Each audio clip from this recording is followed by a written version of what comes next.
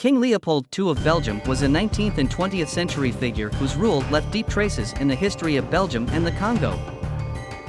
He will be most remembered for his role in the establishment and exploitation of the Belgian Congo, a territory that became known for the horrific suffering of its local population under his regime. Leopold II married Marie Henriette of Austria, Archduchess of Austria, in 1853. Their marriage was not particularly happy and produced few children. One of their sons, Prince Leopold, died in childhood. This family dynamic may have influenced Leopold's character and ambitions. As a crown prince and heir to the throne, Leopold II became increasingly involved in politics and international relations. His reign as King of Belgium began in 1865 after the death of his father. However, what would most distinguish him, as well as controversially mark him, was his interest in colonial expansion. Leopold II was highly ambitious and eager to create a lasting legacy for himself and his nation. His decision to establish his personal colony, the Belgian Congo, and exploit it for personal gain, left an indelible mark on history.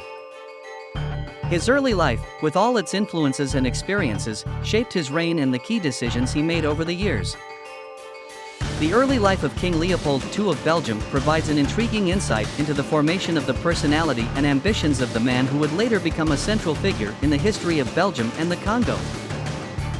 Leopold's interest in establishing a colony on African soil was driven by the global colonial race of that time, as Belgium sought its place in the world among major colonial powers like Great Britain and France.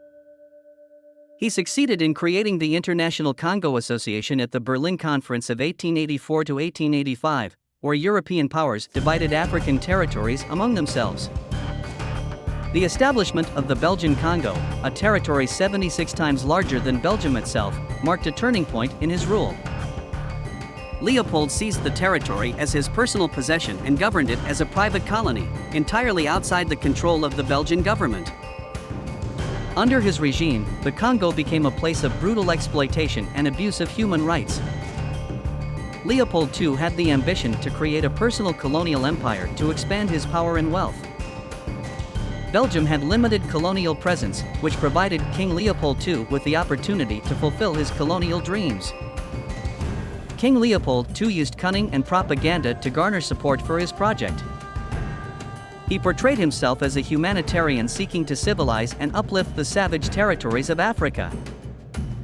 This attracted the support of the international community and private investors. Following the Berlin Conference, King Leopold II formally established the International Congo, a territory he controlled as his personal possession, outside the jurisdiction of the Belgian government. He appointed his agents and officers to govern the colony and pursue his economic and political interests. During Leopold II's rule, the Belgian Congo became a site of horrific resource exploitation. The population was forced to work in harsh conditions to gather natural resources such as rubber and timber. The system of forced labor, known as the Rubber Terror, led to mass suffering, deaths, and human rights abuses. The establishment of the Belgian Congo was a complex process that combined political maneuvering, manipulation, and brutal exploitation. This left lasting consequences on the Congo and highlighted the dark sides of colonialism and the rule of individuals who exploited resources and people for personal gain. Genocide, abuse, and terror were also common during Leopold II's reign. This period left long-lasting consequences on local communities and the cultural landscape of the Congo. Leopold II's rule over the Congo was characterized by severe human rights abuses. Workers were subjected to physical and emotional abuse. Over time, reports of brutality in the Belgian Congo began to emerge publicly. International activists, journalists, and researchers engaged in campaigns against the abuses and human rights violations in the colony. This led to increasing pressure on King Leopold II. As reports of brutality and abuses in the Belgian Congo began to surface, international protests intensified. Activists, researchers, and journalists shared horrifying stories about conditions in the colony, which resulted in growing pressure on Leopold II. Amid growing international pressure and increased awareness of the brutality in the Congo, King Leopold II handed over control of the colony to Belgium in 1908. While this transition did not automatically end the suffering, it marked the end of his personal rule over the Congo. This public exposure compelled Leopold to relinquish control of the territory to the Belgian government in 1908.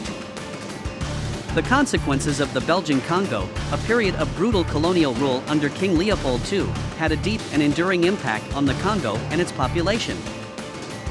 This period left a legacy of suffering, abuse, and destruction that had profound consequences for the Congo and the international perception of colonialism. One of the most tragic consequences of the Belgian Congo was the immense human suffering and loss of life among the local population. The system of forced labor, harsh conditions, and violence led to immense suffering and death. Millions of Congolese lost their lives during this period. Colonial rule disrupted existing social structures and cultural traditions in the Congo. Cultural heritage suffered significant losses, and the local population was forced to adapt to new circumstances imposed by colonial authorities. While King Leopold II exploited the rich natural resources of the Congo, the economic benefits did not trickle down to the local population. Instead, the majority of profits went to European companies and investors. If you haven't already, don't hesitate to subscribe to our channel to stay tuned for more historical topics. The traumas from the era of the Belgian Congo left enduring psychological, emotional, and social consequences for the local population and future generations. These traumas shaped the culture and social dynamics of the Congo and had a profound impact on the psychological well-being of communities. Displacement, exploitation, and community disruption contributed to social disturbances and tensions within society. These issues often fueled conflicts and instability in the Congo during and after the colonial period. Reports of brutality in the Belgian Congo drew the attention of the international community and fueled activism and campaigns against forced labor and human rights abuses. This contributed to raising awareness about the devastating consequences of colonialism. Although direct Belgian rule over the Congo ended in 1908, the consequences of that period continue to affect the Congo to this day. The social, economic, and political challenges that the country faces can be partly linked to the legacy of colonial rule. The consequences of the Belgian Congo are deeply embedded in the history of the Congo and hold global significance in understanding the destructive effects of colonialism. The Belgian Congo remains a dark chapter in the history of Africa and colonialism, marked by suffering, abuse, and unimaginable loss. King Leopold II's reign of brutal resource exploitation, human rights abuses, and systematic violence against the local population left a lasting scar on history. The lack of accurate data and official records on human losses during that period makes it difficult to provide an exact figure for the extent of suffering endured by the Congolese. However, estimates suggest that King Leopold II is responsible for the deaths of over 10 million people, not counting the millions of mutilated men and abused women. Regardless of the exact number, the Belgian Congo serves as a reminder of the destructive nature of colonial rule and exploitation that gravely affected lives and communities. Confronting the legacy of the Belgian Congo is essential for the Congo and other countries that have experienced similar historical injustices, as well as for the broader world. It underscores the need to recognize the dark sides of the past, learn from historical mistakes, and work towards building a more just and humane society. Today, the legacy of King Leopold II of Belgium remains contentious. Discussions about how to deal with monuments and names dedicated to him reflect the broader issue of confronting colonial past and its consequences. Leopold's Congo serves as a warning about the dangers of exploitation and abuse under the guise of progressive goals. In conclusion, King Leopold II of Belgium remains a deeply controversial figure. His rule over the Belgian Congo was marked by exploitation, brutality, and suffering. His legacy reminds us of the importance of analyzing historical injustices to draw lessons and shape a better future. King Leopold II of Belgium did not face legal consequences for the crimes committed during his rule over the Belgian Congo. Although his reign over the colony was characterized by systematic abuses and severe suffering of the local population, he was not held accountable under the law during his lifetime or after his death. Thank you for watching this video about King Leopold II of Belgium and his rule over the Belgian Congo. We hope that this video provided you with a deeper insight into the historical events and consequences that marked this era. Through the story of King Leopold II, we aim to highlight the complexity of colonialism, the power and the accountability of individuals in historical events.